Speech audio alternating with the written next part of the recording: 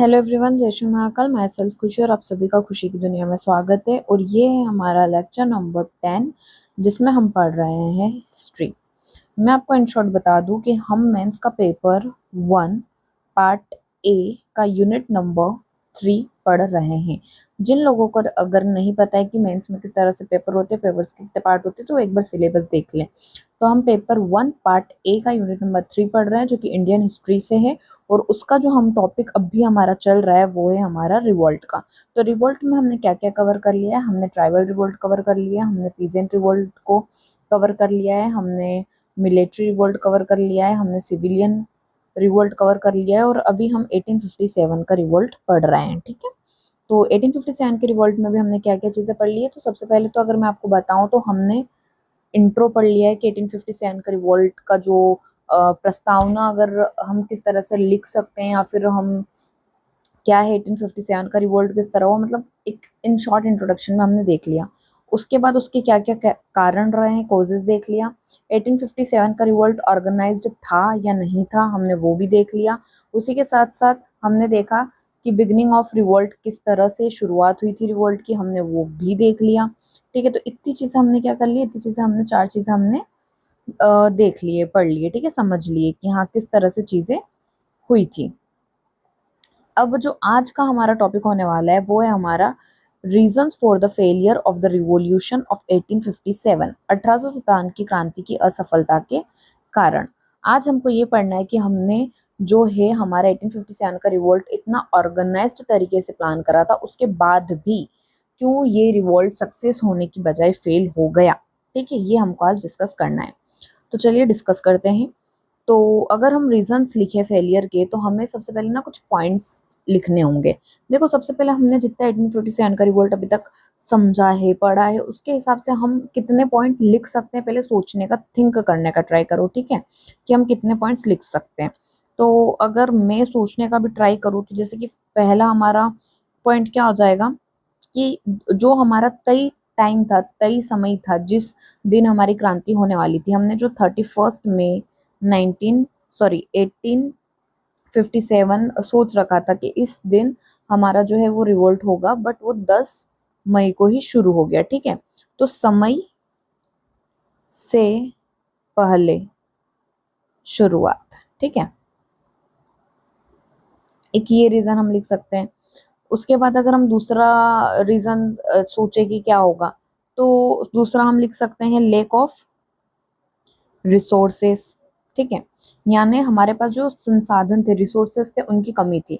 Britishers के पास resources में अगर हम देखें तो उनके पास में टेलीग्राफ था, उनके पास में रेलवे सिस्टम था। ठीक है, उनके पास में गुड कम्युनिकेशन सिस्टम था जो कि हमारे पास में नहीं था। उनके पास में जो वेपन्स थे वो अच्छे थे। उनके पास में सोल्जर्स के लिए फूड, उनको देने के लिए उनका जो इनकम, मतलब उनका सैलरी वगैरह सब कुछ जो रिसोर्सेस थी ना, वो ऑब्वियस है ब्रिटिशर्स के पास बहुत अच्छी थी। तो एक ये बन सकता है। फिर लेक ऑफ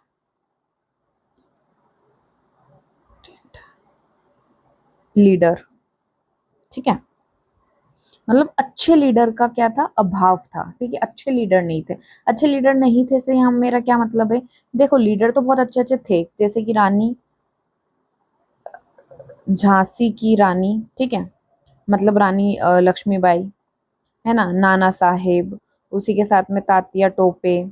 उसी के साथ में अगर हम देखें दूसरे भी बहुत सारे ऐसे लीडर्स थे अलग अलग प्लेसेस पे, जैसे कि मंगल पांडे होगा, मतलब बहुत सारे ऐसे लीडर्स थे जो अच्छे थे। कैसे अच्छे थे, मतलब ऐसा नहीं है कि इनके पास में ताकत नहीं थी या फिर ये साहसी नहीं थे, ये सब साहसी थे, ताकत थे। लेकिन इन लोगों के बीच में ना कम्युनिकेशन की कमी थी।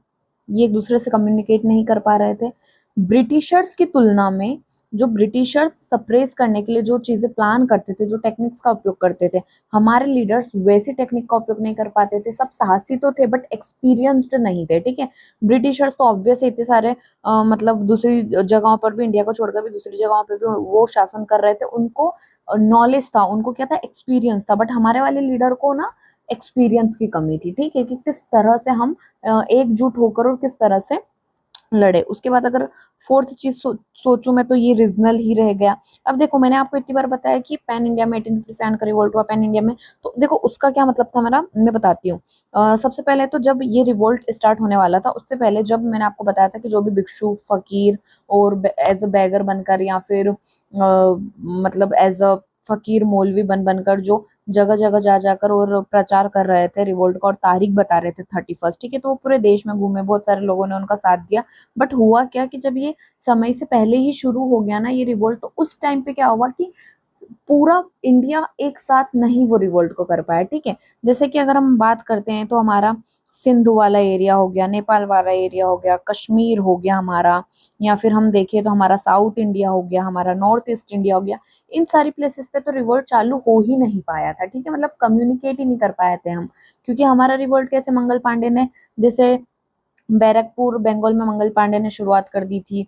फिर अगर हम देखें तो मेरठ में मेरठ के सोल्जर्स ने शुरुआत कर दी थी। हमारा जो सेंट्रल प्रोविंस वाला है जैसे वहां पर इसकी शुरुआत हो गई थी। तो ये जो हमारा 1857 का रिवोल्ट है वो कैसे, वो रीजनल ही रह गया। रीजनल कैसे रह गया, जैसे अगर हम देखें तो बंगाल में, ठीक है, बंगाल में शुरुआत अच्छी हुई थी, उसके बाद में यूपी वाला हिस्सा है हमारा, एमपी वाला हिस्सा है हमारा, अगर मैं प्रेजेंट डे से नाम लूँ तो, ठीक है, बंगाल यूपी एमपी वाला जो रीजन है हमारा, बिहार वाला रीजन है, ये सारी चीज जगहों पर क्या हुआ था, थोड़ा सा महाराष्ट्र वाला रीजन हो गया।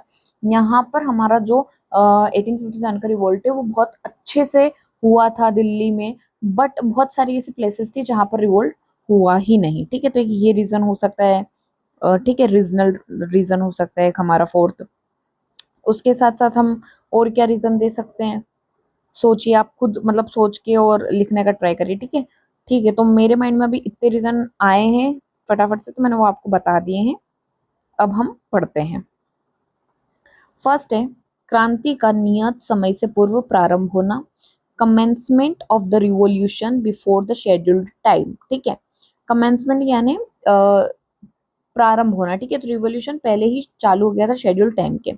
The organizers of the revolution had plan to carry out the uprising simultaneously across all of India on May 31st 1857, ठीक है, ये इंपॉर्टेंट है कि कब हमारा रिवोल्ट होने वाला था, ठीक है, May 31st 1857 को रिवोल्ट होने वाला था। But information regarding this had been sent to major revolutionaries in all military cantonments, cities, and villages, but the fire of rebellion ignited to before the fixed time. क्रांति के आयोजकों ने 31 मई 1857 को पूरे भारत में, ठीक है, कब 31 मई को बोला गया था, बट साथ विद्रोह करने की योजना बनाई थी। इस संबंध में सभी सैन्य छावनियां, शहर, गांव के प्रमुख क्रांतिकारियों को सूचना भेज दी गई थी, लेकिन विद्रोह की आग निर्धारित समय से पहले ही भड़क गई। जैसा कि मैंने आपको बताया कि 31 मई की जगह उससे पहले ही 10 मई से ही ये जो रिवॉल्यूशन है वो चालू हो गया था। सबको 31 मई का पता था, कोई को ये नहीं पता था कि पहले ही रिवॉल्यूशन चालू हो जाएगा। दैट्स वाई हमारे पास इतना कम्युनिकेशन का सिस्टम भी नहीं था कि हम हर जगह ये बात पहुंचा सके कि जो रिवोल्ट है वो पहले ही चालू हो गया, ठीक है, मतलब ये बात फैलने में टाइम लगा था, और जब टाइम लगता है ना चीजों को फैलने में तो फिर चीजें भी धीरे धीरे होती है, ठीक है। Then on March 29, 1857, Mangal Pandey, an Indian soldier at the Barakpur cantonment, rebelled and killed a Britisher. हम सब ने ये तारीख पढ़ी थी कि 29 मार्च को 1857 की 29 मार्च को मंगल पांडे ने ब्रिटिश ऑफिसर्स को किल कर दिया था। 10 मई को मेरठ के सोल्जर्स ने रिवोल्ट स्टार्ट कर दिया था, ठीक है। फिर 29 मार्च, वही एक बार हिंदी में भी पढ़ देती, 29 मार्च 1857 को बैरकपुर छावनी में तैनात भारतीय सैनिक मंगल पांडे ने विद्रोह कर दिया और एक अंग्रेज सैनिक की हत्या कर दी। 10 मई को मेरठ छावनी में तैनात भारतीय सैनिकों ने भी विद्रोह कर दिया। इस प्रकार विद्रोह निर्धारित तिथि से पहले ही शुरू हो गया।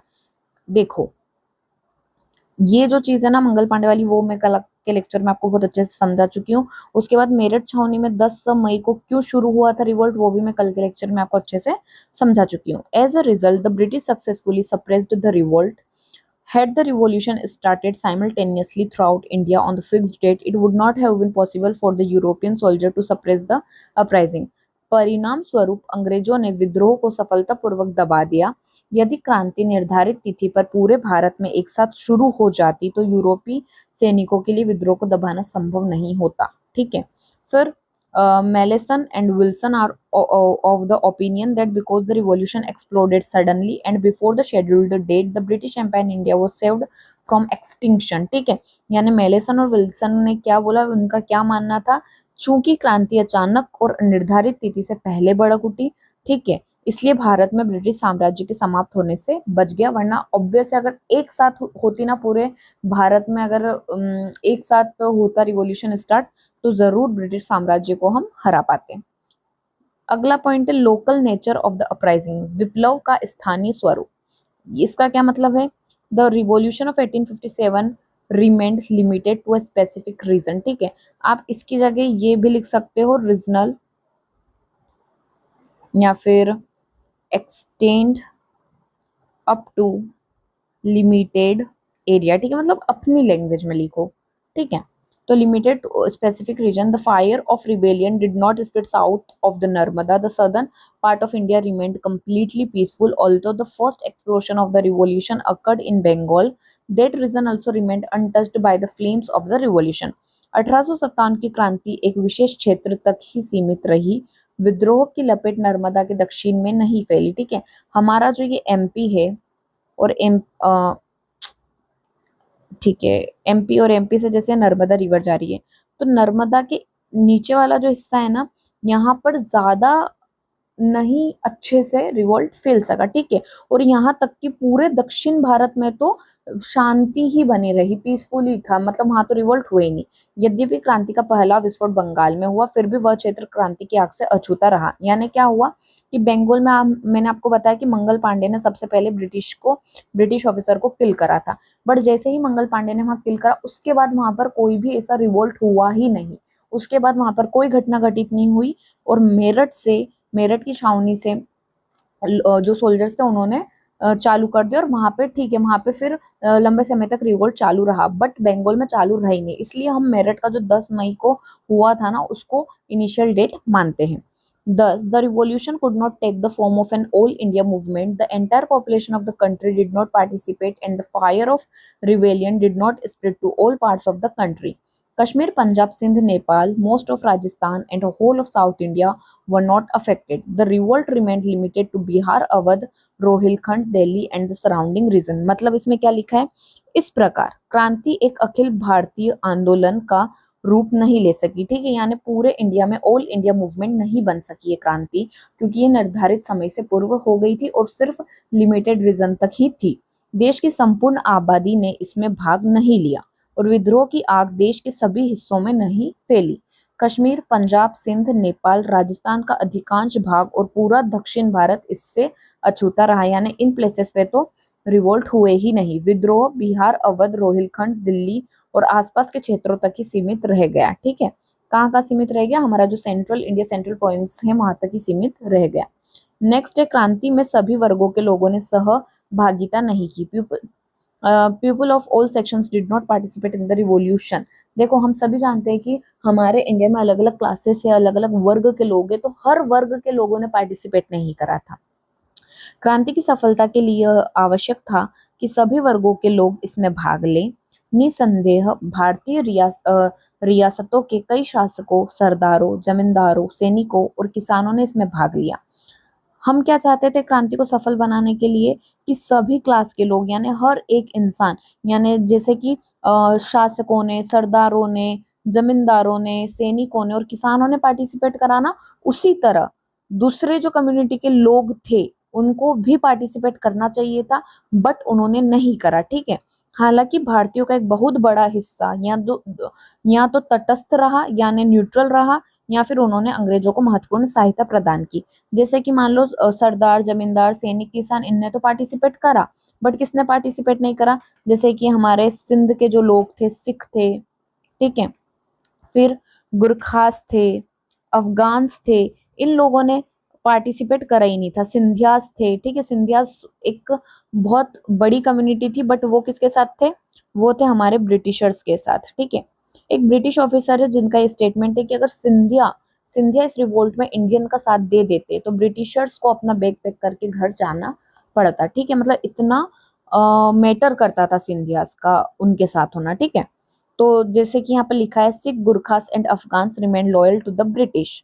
दे cooperated with the British in crushing the revolution. The rulers and landlords of many Indian princely states also supported the British. The rulers of Nepal, Kashmir, and Patiala, along with Sindhia and the Nizam of Hyderabad, provided significant help to the British. British की help में कौन कौन था? नेपाल के ruler, Kashmir के, पटियाला के, सिंधियास, Nizams, ये सब किसके साथ थे? ब्रिटिशर्स के. और ये सब जो है ना एक बड़ी कम्युनिटी को होल्ड करते हैं इंडिया की. ठीक है, अगर ये भी हमारे साथ जुड़ जाते, अगर ये भी 1857 की रिवोल्ट में अदर इंडियंस के साथ जुड़ जाते तो ब्रिटिशर्स को घर जाना पड़ता. ठीक है. Therefore, the failure of the revolution was inevitable. Lord Canning rightly said, if Scindia also joined the rebels, I would have to pack my bags tomorrow. ठीक है, किसने कहा था? लॉर्ड कैनिंग ने कहा था.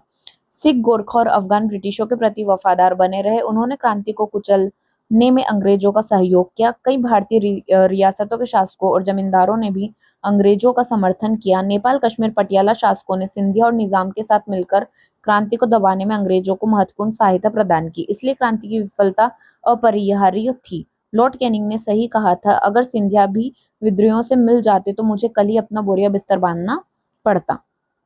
फिर नेक्स्ट है favourable international circumstances for the British. ये मैंने आपको पॉइंट नहीं बताया था, बट इसमें क्या लिखा है कि ब्रिटिशों के लिए अनुकूल वैश्विक परिस्थितियां थी. ब्रिटिशर्स के 1857 की रिवोल्ट के पहले ना ब्रिटिशर्स के बहुत सारे अलग अलग जगह, अलग अलग कंट्रीज में अलग अलग जगह वॉर चल रहे थे. ठीक है, बट उन सारे वॉर पे उन्होंने काबू पा लिया था और 1857 के टाइम पे वो एकदम फ्री थे. दैट्स वाई जो फेवरेबल इंटरनेशनल सर्कमस्टांसेस थे ना, मतलब जो भी इंटरनेशनल सर्कमस्टांसेस थे वो ब्रिटिशर्स के फेवर में थे. अगर मान लो 1857 का रिवोल्ट उस टाइम पे होता जब इंटरनेशनल सर्कमस्टांसेस जो है वो फेवरेबल नहीं होती, तो कहीं ना कहीं ब्रिटिशर्स हम पर ध्यान नहीं दे पाते, वो रिवोल्ट को सप्रेस नहीं कर पाते. अंतरराष्ट्रीय परिस्थितियां भी अंग्रेजों के पक्ष में थी. 1856 ईस्वी तक क्रीमिया और चीन के युद्ध समाप्त हो चुके थे. ईरान पराजित हो चुका था. अंग्रेजों के अफगान अमीर दोस्त मोहम्मद के साथ भी मैत्रीपूर्ण संबंध बन चुके थे. परिवहन और संचार के तीव्र साधनों का विकास हो चुका था, जिन पर अंग्रेजों का पूर्ण नियंत्रण था. एक क्रांतिकारी ने बिजली के तार की तुलना फांसी के फंदे से की. ठीक है, मतलब एक हमारा जो रिवोल्यूशनरी था ना, उसने जो बिजली के तार थे, पहले क्या होता था कि एक जगह से दूसरी जगह तक अगर हमको कोई मैसेज पहुंचाना है तो है ना ऐसे तार बिछा दिए जाते थे और उन तारों के थ्रू वो मैसेज पहुंचाया जाता था. तो इससे क्या होता था कि हमारे जो इंडियन है ना, हमारे पास रिसोर्स नहीं थे.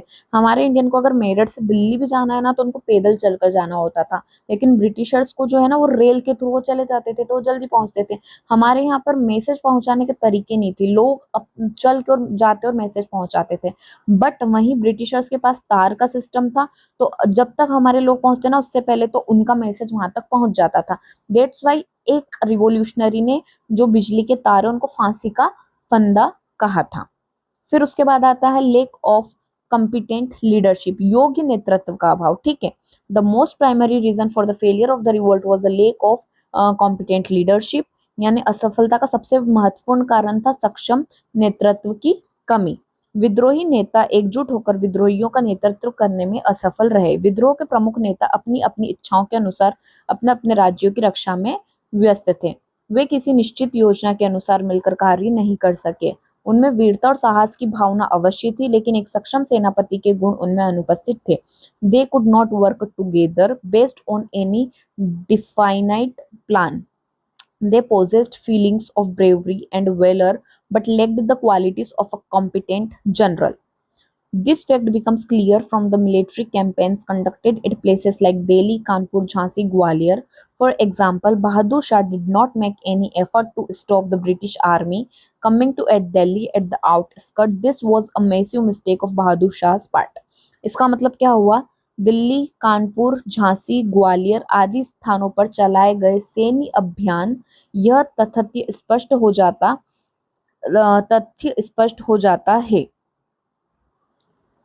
मतलब दिल्ली, कानपुर, झांसी, ग्वालियर में जो हमारे मिलिट्री कैंपेन्स थे जो इन प्लेसेस पे हो रहे थे, ये तो बहुत अच्छे से हुए थे. ठीक है, मतलब इनमें तो कोई कमी नहीं थी. यहाँ पर तो अच्छे से लीडर्स ने जो है लीडरशिप करी थी. ठीक है। उदाहरण के लिए बहादुर शाह ने दिल्ली की सहायता के लिए बाहरी इलाकों में आ रही ब्रिटिश सेना को रोकने का कोई प्रयास नहीं किया। यह बहादुर शाह की ओर से एक बहुत बड़ी गलती थी। ठीक है, मतलब इन सारी दिल्ली, कानपुर, झांसी, ग्वालियर में तो लीडर थे, हमने पढ़े, जैसे कि दिल्ली में बहादुर शाह सफर थे, कानपुर में हमारे कौन था, आप याद करके बताइए। झांसी में हमारी लक्ष्मीबाई थी, ग्वालियर में हमारी लक्ष्मीबाई तात्या टोपे दोनों थे। ठीक है, फिर अगर कानपुर की बात करें तो कानपुर में भी हमारे नाना साहेब थे, और कौन थे, तात्या टोपे जी थे। तो यहाँ पर लीडर्स तो थे, बट हुआ क्या कि ये लीडर भी इतनी एक मतलब जिस तरह से इनको सफल होना चाहिए था ना, उस तरह से वो सफल नहीं हो पाए। मतलब लीडर्स सारे अच्छे थे, उनके अंदर साहस था, बट कहीं ना कहीं टेक्निक्स, एक्सपीरियंस लेक कर रहे थे। उदाहरण के लिए अगर देखा जाए तो बहादुर शाह सफर दिल्ली के लीडर तो थे, लीडर अच्छे थे, ठीक है, लेकिन वो फिर भी ब्रिटिश सेना को रोक नहीं सके। प्रयास तो उन्होंने करा, बट फिर भी नहीं रोक पाए। ठीक है, तो ये हम इसमें से लिख सकते हैं। फिर भारतीय नेताओं में साहस और वीरता अवश्य थी, लेकिन कूटनीति और सैन्य प्रबंधन की कमी थी। इसलिए वे निकोलसन, आउट्रॉम, हैवलॉक, कैंपबेल आदि जैसे सक्षम ब्रिटिश जनरलों का सामना नहीं कर सके। Indian leaders had courage, bravery, but lacked diplomacy and military management.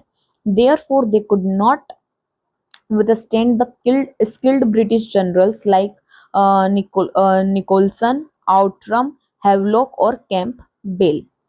उसके अलावा सिक्स पॉइंट आएगा हमारा limited resource of the rebels. ये मैं आपको बहुत बार अच्छे से समझा चुकी हूँ, सिर्फ अब रीड करूंगी। कंपनी की तुलना में विद्रोहियों के पास संसाधनों की अत्यधिक कमी थी। उनके पास धन, जनशक्ति और हथियारों की कमी थी। Compared to the company, the resources of the rebels were extremely limited. They lacked money, manpower, and weapons. Whatever kings and landlords participated in the revolt were small feudal lords whose power and resources were limited. In contrast, the company had its own massive army. इसका मतलब क्या हुआ? विद्रोह में शामिल सभी राजा और जमींदार छोटे सामंती सरदार थे। यानी विद्रोह में जो जमींदार लैंडलॉर्ड्स ने पार्टिसिपेट करा, या फिर छोटे सामंत सरदार ने करा, या फिर हम बोल सकते हैं कि फार्मर्स ने करा, तो ये सब ना बहुत छोटे लेवल पे थे। मतलब इनके पास इतने रिसोर्सेस नहीं थे, जिनकी शक्ति और संसाधन सीमित थे। ठीक है, इसके विपरीत कंपनी के पास एक विशाल सेना थी, उनके संसाधन बहुत ज्यादा थे, उनके पास एक मैसिव आर्मी थी, उनके रिसोर्सेस लिमिटेड नहीं थे, उनके पास गुड रिसोर्सेस थे, गुड वेपन्स थे, गुड मैन पावर थी, गुड मनी था उनके पास में। ठीक है, the company also had no shortage of money. Major powerful rulers of India were assisting the company with troops and wealth. The British also took advantage of railway, telegraph posts, sea routes to send troops from one place to another as needed to suppress the rebels. अभी मैंने समझाया था, telegraph, railway, post वगैरह उनके पास साधन थे, company के पास साधन थे। भारत के प्रमुख शक्तिशाली शासक कंपनी को सैनिकों और धन से सहायता प्रदान कर रहे थे। भारत के प्रमुख शक्तिशाली शासक जैसे कि सिंधिया को ले लो। ठीक है, सिंधिया जो है वो कंपनी को सैनिक भी दे रहे थे और धन भी दे रहे थे। अंग्रेजों ने विद्रोहियों को दबाने के लिए आवश्यकता अनुसार सैनिकों को एक स्थान से दूसरे स्थान तक पर भेजने के लिए रेल, तार, डाक और समुद्री मार्गों का भरपूर उपयोग किया। विद्रोहियों के पास परिवहन और संचार के संसाधनों की कमी थी, इसलिए वे त्वरित कार्रवाई करने में असमर्थ रहे। कंपनी ने इसका लाभ उठाया। ठीक है, तो मैंने जिस तरह से आपको समझाया कि क्या क्या कमियां थी हम इंडियंस के पास, जिस वजह से हमारा जो ये रिवोल्ट है वो फेल हो गया था। ठीक है, आई होप सो आपको ये चीज समझ आई होगी। अगर आपको ये वीडियो अच्छी लगे और अगर आपको ये लेक्चर अच्छा लगा तो प्लीज इसे लाइक करें, शेयर करें और मेरे चैनल को सब्सक्राइब करना ना भूलें। Thank you very much. उसी के साथ मैं आपको बता दूं कि अगर ये वीडियो कोई भी ऐसा स्टूडेंट देख रहा है जो मेरी वीडियोस देखने के साथ साथ वो कोई कोचिंग इंस्टीट्यूशन को भी फॉलो कर रहा है, बट अगर वो कोई ऐसे इंसान को जानता है जिनको इस वीडियो की, जो मेरी तपस्या बेच है उसकी नीड है, तो प्लीज उन लोगों के साथ इस चैनल को शेयर करें। Okay, thank you.